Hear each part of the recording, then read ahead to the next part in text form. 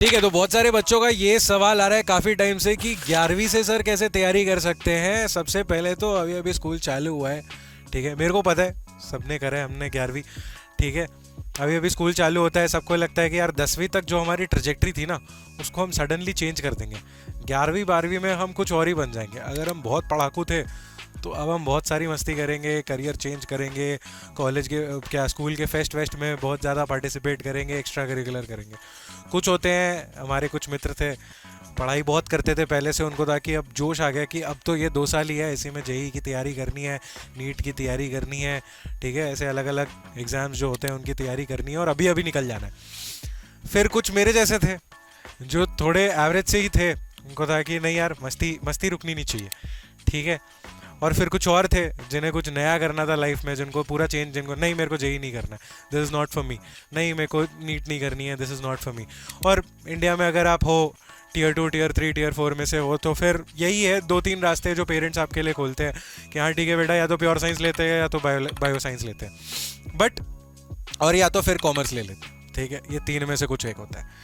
But फिर ऐसे बहुत सारे बच्चे आते हैं जिन्हें कुछ नया करना है, जिन्हें वो कंटेम्प्रेरी रूट नहीं चूज़ करना है, जिन्हें अपने लाइफ में थोड़ा एडवेंचर चाहिए, ठीक है, जिन्हें चाहिए कि नहीं यार चलो ठीक है, ये जेई ठीक है, एनडीए ठीक है, ये सब मैं करूँगा, बट मेरे को कुछ एक ऐसा करियर चाहिए जहाँ पे एडवेंचर हो, जहाँ घूमने को मिले, जहाँ ठीक ठाक कमा भी लूँ, एक सिक्योरिटी भी हो जॉब की, माँ बाप को खुश भी रख सकूँ, अपने फैमिली के लिए प्रोवाइड भी करूँ, बट मेरे को मज़ा आए। मेरे को ऐसा ना हो कि बस पढ़ रहे हैं रगड़ रहे पूरी ज़िंदगी, फिर एक कॉर्पोरेट की नौकरी लगी, 9 to 5 वो कर रहे हैं और फिर बस ज़िंदगी ऐसे ही निकल गई। तो ऐसे बच्चे आते हैं मर्चेंट नेवी में ठीक है, ऐसे बच्चे आते हैं हर साल हमारे पास कि सर आप बताइए 10वीं हो गई, ठीक ठाक परसेंटेज आ गए हैं, 70 80 90 जो भी आना था वो आ गया है, अब हमें मूव करना है कुछ इंटरेस्टिंग की तरफ, हमें मर्चेंट नेवी में बैठना है। हमने सुना है सर बहुत सारे ऑनलाइन लोगों को हम फॉलो करते हैं, इंस्टाग्राम पे रीलें देखते हैं, एग्ज़ाम आसान होता है, आराम से हो जाता है, बस बता दो कैसे पढ़ना है। ठीक है भाई, करते हैं आज पूरा ब्रेकडाउन करते हैं।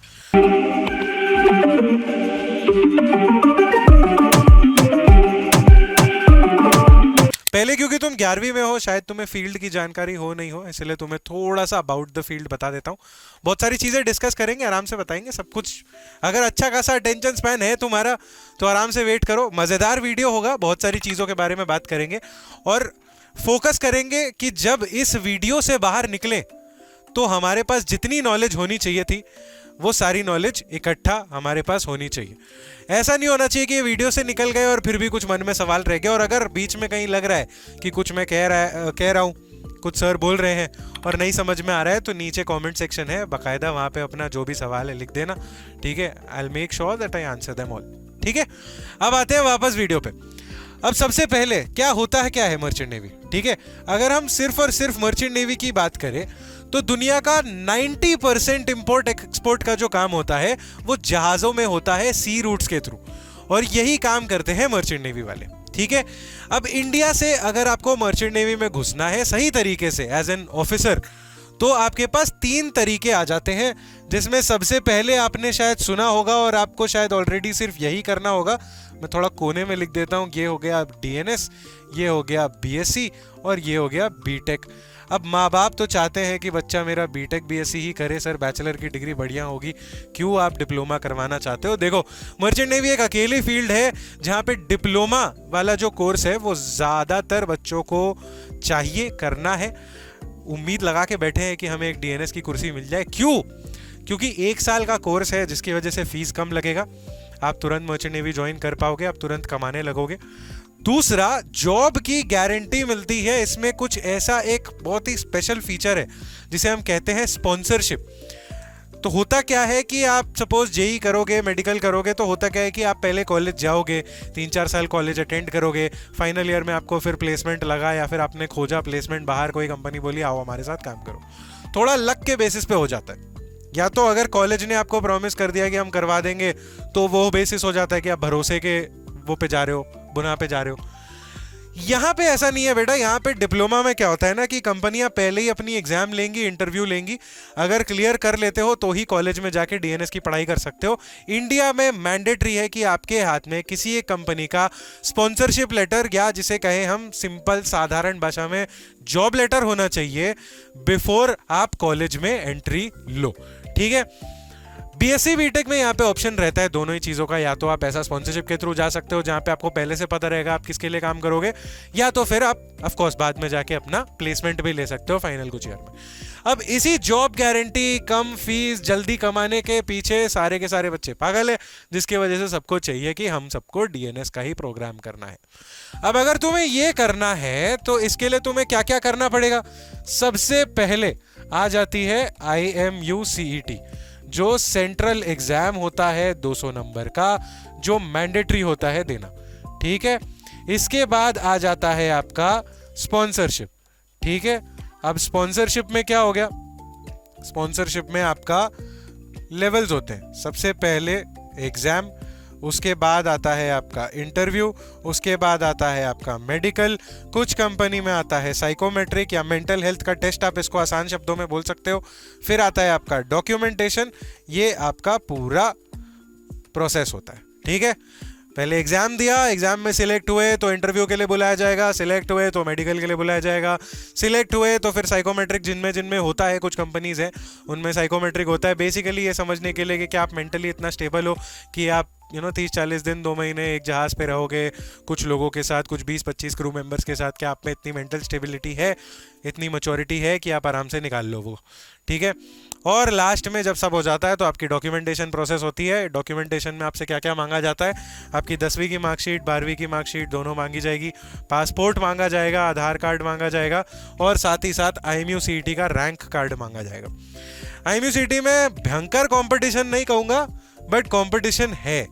इस साल 70,000 से ऊपर बच्चों ने अप्लाई किया था, 50,000 से ऊपर बच्चे एक्चुअली एग्जाम देने गए थे, लेकिन ये सबके बीच में सिर्फ 22,000 से 25,000 बच्चों को रैंक मिला है, उसमें भी सिर्फ 1,800 से 2,000 को एक्चुअल सीट मिली है। तो ये पूरी लड़ाई तो सीट की है, क्वालिफाई करके कट ऑफ क्लियर करके तो कुछ होना नहीं है। तो जो सीट मिलती है ना, वो सिर्फ टॉप के 4-5-6 हज़ार रैंक वालों के पास एक एक्चुअल स्कोप होता है कि उनको एक सीट मिले, उसके आगे के रैंक बस नंबर है। ठीक है, फोन पे रखने के लिए बहुत सुंदर है कि हाँ हमें 20,000 का रैंक है, 18,000 रैंक है, pan India, all India rank, उससे कोई मतलब नहीं है। अगर आप 4,000 से 6,000 के अंदर रैंक रख सकते हो, बहुत बढ़िया बात है आपके लिए। ठीक है, अब 11वीं में क्या होता है ना, जस्ट बहुत सारे बच्चे होंगे अभी जो देख रहे होंगे जिनको अभी अभी फ़ोन मिला होगा, बहुत सारे बच्चे बहुत ही एक्सेप्शनल होंगे, शायद उन्हें 8वीं से 7वीं से 6ठी से फ़ोन मिल गया होगा, तो बहुत बढ़िया बात है। अभी तक तो आपको सब कुछ करके हो गया होगा। अब स्क्रीन टाइम पहले सबसे जाके देख लेना। ठीक है, अगर तुम लोगों का स्क्रीन टाइम अभी बहुत ज़्यादा है तो कोशिश करो इसे कम करने का, कोशिश करो रीलें स्क्रॉल ना करो बहुत ज़्यादा इधर उधर यूट्यूब पे वीडियो। ये मैं बताता हूँ, थोड़ी देर में मैं वो शोज़ बताऊँगा जो तुम देख सकते हो, जो मैं अलाउ करूँगा तुमको। अगर तुम मेरी बात मानोगे तो मैं तुम्हें कुछ शोज़ एक्चुअली बोलूँगा कि ये देखो, क्यों बोलूँगा ये मैं बाद में बताऊँगा। ठीक है, इसी वीडियो में बताऊंगा कि कौन से ऐसे शोज़ है जो मैं चाहता हूँ कि आप बिंज करें, आप बिंज वॉच करें, आप आराम से देखें इन शोज़ को, क्योंकि इनसे आपका एक्चुअली एग्जाम या इंटरव्यू में भला हो सकता है। बताऊंगा, आगे बताऊंगा, स्किप मत करना, बीच का पार्ट गुम हो जाएगा, पता चला बच्चे वहीं स्किप करके पहुंच गए। तो पहले बताइए कौन सा शो देखना है, बाद में पढ़ाई की बात है। ठीक है, अब आ जाते हैं वापस हम यहाँ पे। अब सबसे पहले 11वीं में तुम कर क्या सकते हो। ठीक है, 11वीं में समय बहुत है, 10वीं जस्ट खत्म हुआ है, अभी छुट्टियां खत्म हुई होंगी तुम्हारी, अभी जस्ट स्कूल चालू हुआ होगा, एक टर्म हो गया होगा। ठीक है, फिलहाल तुम्हारे पास 3 चीजें हैं फोकस करने के लिए, बस तुम्हें और कुछ नहीं करना। ठीक है, बस 3 चीजें हैं फोकस करने के लिए तुम्हारे पास। क्या है वो 3 चीजें? सबसे पहले हम आएंगे, मर्चेंट नेवी के एस्पिरेंट और ज्वाइन करना चाहते हो, सेल्फ स्टडी से करना है तो IMUCET 200 बेस्ट है तुम्हारे लिए। नीचे लिंक दिया है, फटाफट खरीद लो। लेकिन अगर चाहते हो कोचिंग से 1% से 75% सिलेक्शन रेट हो जाए, बडिंग मरीनर्स की कोचिंग A1 है, नीचे लिंक दिया है गूगल फॉर्म का, उसको भरो एंड 1-on-1 गाइडेंस मिलेगी free of cost. Class 11th वाले बच्चों तुम ध्यान से सुनना, तुम्हारा बहुत सारा ऐसा अभी सिलेबस है PCM का जो बहुत इंपॉर्टेंट है। ठीक है, जिसका बेस अगर अभी तुमने नहीं अच्छा बनाया तो तुम आगे जाके लटक जाओगे। ठीक है, आगे जाके तुम्हारा पूरा प्रिपरेशन कहीं ना कहीं अटकेगा। 12वीं में तुम जब पढ़ाई करोगे तो तुम्हारा बेस क्लियर नहीं होगा। मुझे पता है कि 11th में थोड़ी मस्ती चढ़ती है, थोड़ा इधर उधर घूमने का मन करता है, थोड़ा फ्रीडम मिलता है, थोड़ा लगता है कि यार अब 10वीं तक तो हो गया ना, बोर्ड बोर्ड करके इतना पढ़ाई कर लिया।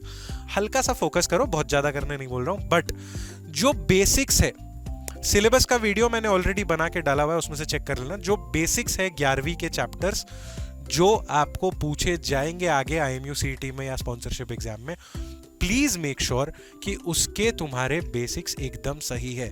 ऑनलाइन बहुत सारे लेक्चर्स पड़े हुए हैं, जाके वहां से पढ़ना है, आराम से पढ़ो, कहीं से कुछ भी करो, लेकिन ये बेसिक्स बिल्कुल मत छोड़ना, अगले साल टाइम नहीं मिलेगा, इसी साल हमको कंप्लीट करना है।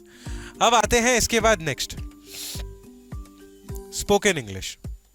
ठीक है, स्पोकन इंग्लिश क्यों सर अभी से तैयारी करेंगे? अब ऐसा है ना बेटा कि अगर जिसका इंग्लिश पे थोड़ा, बहुत सारे हमारे पास बच्चे आते हैं जिनका एक्चुअली जो फर्स्ट जनरेशन स्पीकर है, ठीक है, फर्स्ट जनरेशन है, जिनको अंग्रेजी समझ में आती है, लिखने आती है, पढ़ने आती है, ठीक है, जिनके पेरेंट्स उतना ज़्यादा इंग्लिश में नहीं है, जिनका वोकैबुलरी अच्छा, ठीक है, बच्चों को भेजा है उन्होंने फर्स्ट टाइम कि जाओ बेटा इंग्लिश सीखो, अच्छे से पढ़ो। लेकिन तुम्हारा भी हाथ थोड़ा टाइट ही है, क्यों? क्योंकि ना दोस्त उतनी अच्छी बोलते हैं, ना घर में कोई किसी से बात होती है, ना कोई रिश्तेदार बोल रहा है, तो बस स्कूल में जो सीख रहे हैं, बातें किसी से नहीं कर पा रहे हैं, किसी को सुन नहीं पा रहे हैं बोलते हुए। इसी का सोल्यूशन मैं कह रहा था। अब तुमको कुछ बढ़िया शोज बताऊंगा जो मुझे लगता है कि अब तुम बड़े हो चुके हो, तुम्हें देखनी चाहिए, ठीक है, जहां से तुम्हें स्पोकन इंग्लिश बहुत अच्छी हो जाएगी। सबसे पहले एक मेरी बहुत पसंद की शो थी जब मैं स्कूल टाइम में था, जिसे हम कहते हैं सूट्स। ठीक है, बहुत ही बढ़िया शो है, लॉयर्स के ऊपर है, तुम्हें बहुत कुछ सीखने मिलेगा, बहुत ही क्लेवर शो है, वेरी वेल रिटन, और इंग्लिश स्पोकन तुम्हारे लिए बहुत अच्छा होगा, क्योंकि जिस डायलेक्ट में वो लोग बोलते हैं वो बहुत ज़्यादा अर्बन डायलेक्ट नहीं है, वो बहुत normal actual correct way of speaking English है। क्यों? क्योंकि काफ़ी ज़्यादा ऑफिशियल शो है, वो ऑफिस एनवायरनमेंट रिलेटेड शो है, जिसके वजह से इस शो पे जो अंग्रेजी का इस्तेमाल हुआ है बात करते टाइम, लोगों से, क्लाइंट से, ड्यूरिंग फाइट्स, एनीथिंग, वो बहुत अच्छे से यूज़ हुआ गया है। इसलिए आप सूट्स देख सकते हो, एक बहुत अच्छा शो है आपके लिए। अगर आप में क्षमता है थोड़ा अडल्ट कंटेंट देखने का, तो आप गेम ऑफ थ्रोन्स, एक बहुत बढ़िया शो है, वो भी देख सकते हो। बहुत अच्छा मिडीवल इंग्लिश आपको सीखने मिलेगा, काफ़ी नए नए शब्द आप सीखोगे, आपकी वोकैबुलरी बहुत अच्छी हो जाएगी। अब ये नहीं कह रहा हूँ कि ये सीख के दोस्तों के सामने जाके स्मार्ट बनना है, जाके उनके सामने बोलना, हंसेंगे तुम पे, ठीक है, सीखने के लिए यूज़ करो। अगर तुम्हें स्पीच देना, स्पीच में वॉइस कैसे मॉड्यूलेट करते हैं, इन चीज़ों को समझने के लिए कोई मूवीज़ देखनी है, I think Wolf of Wall Street एक बहुत अच्छी मूवी है, जहाँ से आप ये सीख सकते हो कि वॉइस मॉड्यूलेशन, स्पीच देना कैसे अच्छे से आप कर पाओगे वो। ठीक है, ये कुछ अच्छे मूवीज़ एंड शोज़ हो गए जो मैं रेकमेंड करता हूँ कि बच्चों को अगर इंग्लिश स्पेसिफिकली सीखने के लिए कुछ चाहिए तो आप बिल्कुल ये कुछ चीज़ें देख सकते हो। साथ में थोड़ा कंटेम्प्रेरी बट हैरी पॉटर की सारी मूवीज़ भी आप देख सकते हो। ठीक है, एक पूरी सेट है 8-9 मूवीज़ की, ठीक है, ये आप आराम से बिंज करो, ठीक है, बट ऐसा नहीं कि बेटा पढ़ाई छोड़ के, ठीक है, डेली रात को एक आध एपिसोड ही देखना, खाते पीते टाइम जब तुम्हें कुछ देखना रहता है, ये आप ज़रूर देख सकते हो।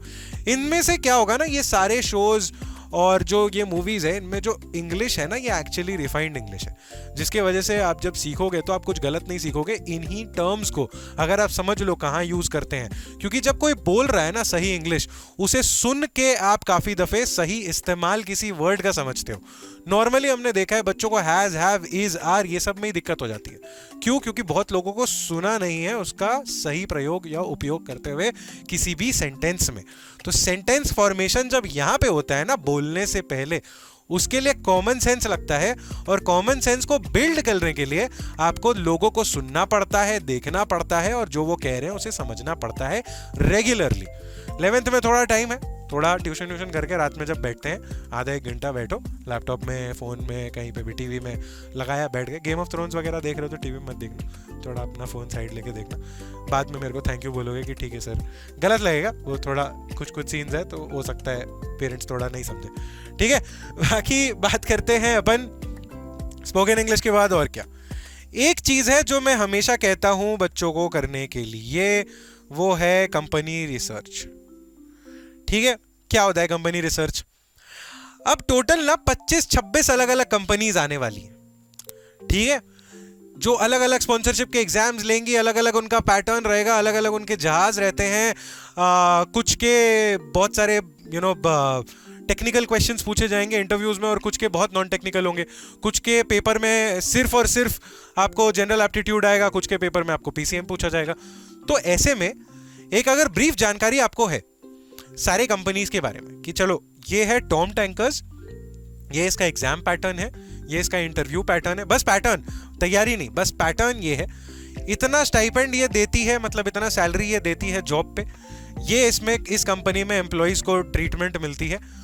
ऐसे अगर आपके पास 25-26 कंपनीज का पूरा माहौल बना हुआ है ना, एकदम सेट है आपके पास कि हाँ ठीक है, मेरे को सब पता है, सारी कंपनीज के बारे में सब पता है सर, मैंने पूरा रिसर्च मार रखा है, इसके पास इतने जहाज है, इसमें जल्दी प्रमोशन मिलता है, इसमें वर्क लाइफ बैलेंस अच्छा है, इसमें पैसे अच्छे हैं, इसमें वेटिंग पीरियड कम है। वेटिंग पीरियड क्या हुआ बेटा? 2 जहाज के 2 सेल टाइम के बीच का जो टाइम है। अभी आप एक 6 महीने का सेल मार के आए, फिर आपने तुरंत अप्लाई किया कि मेरे को वापस जाने का है, तो कितना टाइम लगेगा आपको एक जहाज अलॉट होने में? उसको वेटिंग टाइम बोलते हैं। तो वेटिंग पीरियड होता है, कुछ का शायद 2 महीना 3 महीना होता है, कुछ का 6 महीना 1 साल भी होता है। तो आपको पहले से पता होना चाहिए आप किस कंपनी में जा रहे हो, उसका वेटिंग पीरियड कितना है, ताकि बाद में जाके आपको डिसअपॉइंटिंग ना लगे। पता चला आपको साल में 9 महीने सेल करने का मन था, लेकिन बिकॉज ऑफ वेटिंग पीरियड आप 6 महीने ही सेल कर पा रहे हो। ठीक है, तो ये चीज़ें पहले से ध्यान रखनी होती हैं, ताकि आपको 12th में जाके ये सब ना बहुत ज़्यादा हेक्टिक हो जाएगा। अभी से थोड़ा पकड़ के रखोगे, ये लेजिट 3-4 दिन का काम है, 3-4 दिन में सब कुछ मिल जाएगा आपको, सारा कंटेंट। ठीक है, आखिरी हो गया एक चीज़ जो कुछ टाइम से मैंने छोड़ रखी है, बट मैं आपको बिल्कुल बोलूँगा क्योंकि आपको अभी एग्जाम देना है। ठीक है, और वो है फिटनेस। ठीक है, फिजिकल फिटनेस बहुत इंपॉर्टेंट है। क्यों? क्योंकि फिजिकल टेस्ट में पास करना मतलब मेडिकल टेस्ट में पास करना, बीएमआई मेंटेन करना, ताकि आपको मेडिकल्स में कोई दिक्कत ना आए, ये एक जगह है जहाँ पे बहुत सारे बच्चे अटक जाते हैं। तो फिटनेस एक बहुत बड़ा प्लेस है जिस पे आपको कंटिन्यूसली वर्क करते रहना है। डेली सुबह आप हो सके तो आधा से 1 घंटा रनिंग के लिए बस रखेंगे, थोड़े पुशअप्स पुलअप्स और स्क्वाट्स इतना कर लोगे, 5-10-5 का सेट बना लो, बहुत बढ़िया आपका आराम से हो जाएगा। ठीक है, इतना काफ़ी है, ऐसा कुछ एक्सेसिव नहीं है। एनडीए की तैयारी के टाइम पे जैसे आप देखते हो फिजिकल टेस्ट, वैसा नहीं होता है, इतना रूथलेस नहीं होता है, नॉर्मल होता है। ठीक है, अब हम वापस आएंगे, थोड़ा बेसिक्स के बारे में बात करेंगे। ठीक है, ये हो गया आप क्या क्या कर सकते हो 11वीं में। ठीक है, ये इतना कर लिया ना बहुत है बेटा, बाकी चिल करो, आराम से स्कूल का थोड़ा मजा लो। ये 1 साल है तुम्हारा, अगले साल फिर बोर्ड्स, फिर उसके बाद कॉम्पिटिटिव एग्जाम, फिर उसके बाद कॉलेज, कॉलेज के बाद जॉब, ये टाइम नहीं मिलेगा। ठीक है, तो थोड़ा सा मस्ती होनी चाहिए, जैसे मैंने शुरुआत में कहा था, मस्ती रुकनी नहीं चाहिए। इसलिए मैं थोड़े शोज बता रहा हूँ, थोड़े मूवीज बता रहा हूँ कि क्या छोटी छोटी चीज़ें हैं जिस पे ध्यान रख सकते हो। जिम ज्वाइन कर सकते हो फिटनेस के लिए, तो तुम्हारा क्या है ना, तुम्हारा एक पर्सनैलिटी डेवलपमेंट भी होते रहेगा साथ साथ में। ऐसे घर पे बुत बने बैठे नहीं रह जाओगे कि हाँ बस बुक खोला, पढ़ाई कर रहे। ठीक है, ये हो गया क्या क्या चीज़ें तुम ध्यान रख सकते हो। अब क्या चीज़ें हैं जो हमें अवॉइड करनी है। एक चीज मैं पहले ही बता चुका हूं कि क्या क्या हमें अवॉइड करना है। सबसे पहला है स्क्रीन टाइम। मैंने इतने बच्चों का पूरा प्रेपरेशन खराब होते हुए देखा है, क्योंकि 11वीं में एक फोन की लत लग जाती है कि हम बस इंस्टाग्राम स्क्रॉल कर रहे हैं, मीनिंगलेसली स्क्रॉल कर रहे हैं, करते जा रहे हैं, पता ही नहीं क्या कंटेंट देख रहे हैं, बस देखते जा रहे हैं। ये नहीं करना है बिल्कुल। बहुत ज़्यादा जहाज के कैप्टन्स के इनके कंटेंट देखने नहीं है। वो ठीक है, वो बहुत नाइस है, वो लाइफ बहुत अच्छी है, बट उसके लिए मेहनत अभी करना है, बाद में जाके खुद वो रील बनानी है। ठीक है, मोटिवेशन के लिए अच्छा है, लेकिन डूम स्क्रॉलिंग बहुत खराब होता है बेटा। ठीक है, एक बार आदत लग जाती है, बहुत सारे बच्चों को हमने देखा है 10-10 घंटे, 7-7, 8-8 घंटे के स्क्रीन टाइम पे। नहीं अच्छा है ये आपके लिए। एक तो आपका ब्रेन भी धीरे धीरे डल होते जाता है, आपके आइडियाज़ भी, आपका जो बेसिक आईक्यू है वो भी लोअर होते जाता है। आप नहीं चाहोगे कि एज अ ह्यूमन आप इंटेलिजेंट थे, आप पैदाइशी इंटेलिजेंट थे, और एक आदत के वजह से आपकी पूरी आईक्यू गिरती जा रही है। ठीक है, आप एक डल इंसान बनते जा रहे हैं। तो स्क्रीन टाइम प्लीज़ अपना ज़्यादा नहीं रखना है। दूसरी मिस्टेक जो बहुत जन करते हैं वो है पासपोर्ट। अब क्या है, तुम्हारी एज नहीं हुई है सर, अभी तो माइनर पासपोर्ट बनवा लो। मैं कहता हूँ बनवा लो, एक माइनर पासपोर्ट बनवा के रखो, अभी टाइम है तुम्हारे पास, आराम से जाके सारा वेरिफिकेशन करवा सकते हो। माइनर पासपोर्ट बना के रखो, 18 क्रॉस होगा मेजर करवा लेना, कोई दिक्कत नहीं है। लास्ट मोमेंट रुकना है एकदम, तभी बोर्ड्स के बीच में और एग्जाम के बीच में, स्पॉन्सरशिप के इंटरव्यू के बीच में कहीं ना कहीं भागे जा रहे हैं पासपोर्ट के लिए। पासपोर्ट अभी से करवा के रख लो, बहुत ज़्यादा इंपॉर्टेंट है। ठीक है, लास्ट जो मेरे को बहुत इंपॉर्टेंट लगती है ये तुम्हारे तैयारी में, वो है short notes. I feel her student जो एक बार पढ़ाई कर रहा है ना, इस चीज की, उसको मिनिमम शॉर्ट नोट्स तो अपने लिए बनाने चाहिए। कोई गधा बच्चा ही होगा जो पूरा पूरा पढ़ाई कर लेगा और अगले साल जब रिवाइज करना होगा तो वापस से पूरी पढ़ाई करेगा। हमेशा अपने पास शॉर्ट नोट्स बना के रखने हैं जो भी हम आज पढ़ाई कर रहे हैं उसके लिए। कैसे बनाना है सर शॉर्ट नोट्स? दो तरीके हैं।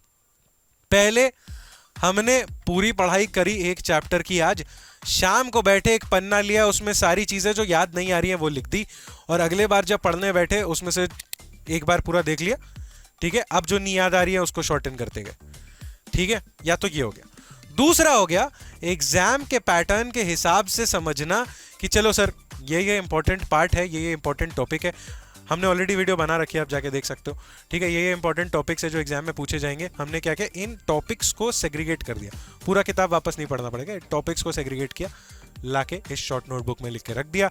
अपने छोटे छोटे निमोनिक्स बना लिए, अपने याद रखने के तरीके बना लिए, थोड़ा विजुअलाइज कर लिया, ठीक है, और बहुत बढ़िया शॉर्ट नोट्स अपना बन गया।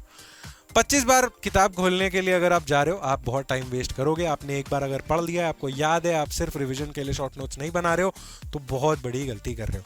छोटी छोटी किताबें बनाना है फिजिक्स, केमिस्ट्री, मैथ्स के लिए, और शॉर्ट नोट्स बताते जाना है जितने भी इंपॉर्टेंट सब्जेक्ट्स, इंपॉर्टेंट टॉपिक्स है उसके, ताकि अगले साल तैयारी में हेल्प हो सकती है, ठीक है। अब गलतियां और कुछ बची नहीं है ऑनेस्टली। एक लास्ट गलती है, बीएम के चैनल को सब्सक्राइब नहीं करना। क्यों, बताता हूं। इस चैनल पर हम continuously syllabus related, breakdown related, exam के रैंक वर्सेस मार्क्स रिलेटेड, नए अपडेट, सारे के सारे forms, mock interviews, mock test hosting, सारी चीजें करते हैं। आपको ये चीजें पता ही नहीं चलेंगी कि फ्री में हो रही हैं। क्यों? क्योंकि आप बहुत बिजी हो अपने लाइफ में, ठीक है। अब अगर मैं दिखाऊं कि क्या क्या चीजें आपको ध्यान रखनी है आगे, तो सबसे पहले ये हमारा टेलीग्राम चैनल है, मर्चेंट नेवी बीएम करके, आप जाके टेलीग्राम पे सर्च कर सकते हो, आपको हमारा टेलीग्राम चैनल मिल जाएगा। इस पर हर दिन फ्री ऑफ कॉस्ट आपको स्टडी मटेरियल मिलेगा, जिससे आप बहुत आसानी से जो एग्जाम का सिलेबस है उससे रिलेटेड मॉक टेस्ट दे सकते हो, सवाल सॉल्व कर सकते हो, पढ़ाई कर सकते हो। जो मैंने कहा कि कंपनी की रिसर्च करनी है, वो सारा मटेरियल यहाँ पे आपको मिल जाएगा, ठीक है। ये है हमारा बुक जो 10,000 से भी ज्यादा एस्पिरेंट्स आज के डेट पे यूज कर रहे हैं IMUCT की तैयारी करने के लिए। इसमें क्या करना है, 11th स्टैंडर्ड में जो मैंने कहा कि PCM पढ़ो, बेसिक्स पढ़ो, जो सवाल इंपॉर्टेंट है। पढ़ने के बाद कहां गया, इस बुक पे आओ, है ना, और उसके सवाल लगाओ, बस इतना करना है, ठीक है। पढ़ा, आए, इस बुक में सवाल लगाए, समझ में आया कॉन्सेप्ट क्लियर है कि नहीं, नेक्स्ट चैप्टर पे मूव कर गए, ठीक है। और हमारे चैनल पर बहुत सारे आपको मॉक इंटरव्यूज मिलेंगे। उन मॉक इंटरव्यूज को जब मौका मिले देखना है। क्यों? क्योंकि कंटिन्यूअसली प्रैक्टिस होनी चाहिए ना बेटा, कंटिन्यूअसली पता लगना चाहिए कि क्या पढ़ाई हम कर रहे हैं, क्या हम समझ रहे हैं इंग्लिश स्पोकन, क्या वो पूछने वाले हैं, किस तरह के सवाल अलग अलग कंपनीज पूछती हैं, वो यहाँ से आपको पता चलेगा। Exact full length mock interviews आपको यहाँ पे मिल जाएंगे। इसमें मेरे को जितना लगता है आपकी प्रिपरेशन पूरी हो जानी चाहिए। इस साल आपको इतना ध्यान रखोगे तो काफ़ी है। लेकिन अगर आप एक ऐसे स्टूडेंट हो जिसे ऐसा लगता है कि नहीं सर, हमें आपकी ही हेल्प चाहिए, आपका ये एक्सप्लेनेशन, आपके ये वीडियोस हमें अच्छे लगते हैं, हमें चाहिए कि आप हमें पढ़ा दो, हमारा ये साइड हटाओ सब, हम 1 घंटा दिन में आपको देंगे, आप हमें ये पूरी चीज़ पढ़ा दो, तो हमारा नर्चर प्रोग्राम भी आपके लिए ही है। यहाँ पे एक नंबर दिया होगा आपके स्क्रीन पे, कंटिन्यूसली इस एंड पे फ्लैश कर रहा होगा यहाँ पे कहीं, ठीक है। उस पर मैसेज करो नर्चर बैच, ठीक है, नर्चर NURTURE, ठीक है, बड़े बड़े अक्षरों में लिख देता हूँ, नर्चर, ठीक है। क्या होता है अब नर्चर बैच में, जितनी चीजें मैंने अभी तक बेटा तुम लोगों को बताई है ना, कि ये इंपॉर्टेंट है, ये इंपॉर्टेंट है, ये पढ़ना है, ये देखना है, ये शोज देखने हैं, इंग्लिश सीखना है, PCM करना है, ये सारी चीज हम यहाँ पे 1 घंटे में दिन के करवा देंगे तुम्हें। साथ में तुम्हें बोर्ड्स की भी तैयारी हो जाएगी, जिसमें तुम्हारा PCM और इंग्लिश दोनों कवर हो जाएगा, ठीक है। तो आई डोंट थिंक, अगर तुम एक, अब इसमें तुम्हें इस वीडियो में मेरे को जितना लग रहा है तुम एवरेज स्टूडेंट हो तो भी तुम्हें सारा सवाल के जवाब मिल गए होंगे। अगर तुम एक अच्छे स्टूडेंट हो तो भी तुम्हें समझ में आ गया होगा, ठीक है, ये चीज़ों पे फोकस करना है, ये कुछ फ्री रिसोर्सेज है, और अगर बैच लेना है तो इनका बैच बेस्ट है। क्यों? क्योंकि the selection rate at this point of time nurture batch का इज मोर देन 85%, ठीक है। अगर आप 2 साल हमारे साथ पढ़ते हो, हमारे साथ पिछले बार भी जितने बच्चे पढ़े थे 85% से ज़्यादा बच्चों का अपने फर्स्ट अटेम्प्ट में ही बहुत अच्छे रैंक्स भी आ जाते हैं, और साथ ही साथ उन लोगों के टॉप मोस्ट कंपनीज में सिलेक्शन भी हो जाते हैं जिनके stipends are more than 80,000, 90,000 and 1 lakh. ठीक है। तो अगर आपको ऐसी टॉप की कंपनीज के लिए तैयारी करनी है, IMCT के टॉप के रैंक्स के लिए तैयारी करनी है, तो जो नंबर यहाँ पे दिया हुआ है उस पर नर्चर मैसेज करो। बाकी वीडियो में अगर कोई भी जगह पे आपको कोई क्लैरिटी नहीं मिली, आपको कुछ और चाहिए, आपको कुछ और जानना है, कोई नई वीडियो का सजेशन है आपके पास, नीचे चैट सेक्शन है, खुला है आपके लिए, आराम से बताओ। बाकी अभी के लिए इतना ही। 11th स्टैंडर्ड के लिए ऑल द बेस्ट। मस्ती नहीं रुकनी चाहिए, जैसा मैं पहले भी कह रहा था। ठीक है, मजे करो यार। स्कूल के बहुत सारे तुम्हारे फेस्ट होंगे, उसमें पार्टिसिपेट करो, थोड़ा पर्सनैलिटी अपना डेवलप करो। ठीक है। अगर तुम्हारे आसपास के दोस्त अपने मित्रों के साथ व्यस्त हैं, उन्होंने नया नया कोई रोमांटिक जर्नी चालू किया है और आपको भी मन हो रहा है, तो आई से पॉज करो उसे। ठीक है, थोड़ा सपने पे काम करो, एंड जब कॉलेज जाओगे फिर एकदम बिल्कुल करना, फिर तब मैं कुछ नहीं बोलूँगा। ठीक है, क्योंकि हो गया, कॉलेज जाओगे फिर वहाँ से तुम्हें कोई कुछ नहीं बोलेगा। बट अभी के लिए ड्रीम्स है, उनके ऊपर फोकस करना है। हमारा काम है कि हम अपने पेरेंट्स को प्राउड करें, हम दिखाएं उन्हें, हमें करके दिखाएं। बहुत सारे माँ बाप होते हैं जो बोलते हैं अरे मर्चेंट नेवी क्या है, पता नहीं सर, अभी ये कर पाएगा नहीं कर पाएगा। प्रूव करना है हमें अपने पेरेंट्स को कि आपने जो हम पे मेहनत करी है, आपने तो बचपन से हमें इतने सारे साधन दिए हैं, हम सक्सेसफुल हो सकते हैं, हम कुछ नया कर सकते हैं अपने लाइफ में, और आपको प्राउड भी at the same point of time कर सकते हैं। That's it, thank you so much, all the best, love you all. कुछ भी लगे, लाइक कमेंट सेक्शन पूरा है। ठीक है, अच्छा लगा वीडियो लाइक कर देना, सब्सक्राइब कर लेना चैनल को। कुछ भी अगर लगे मन में आए तो ज़रूर कमेंट कर देना। Thank you so much. That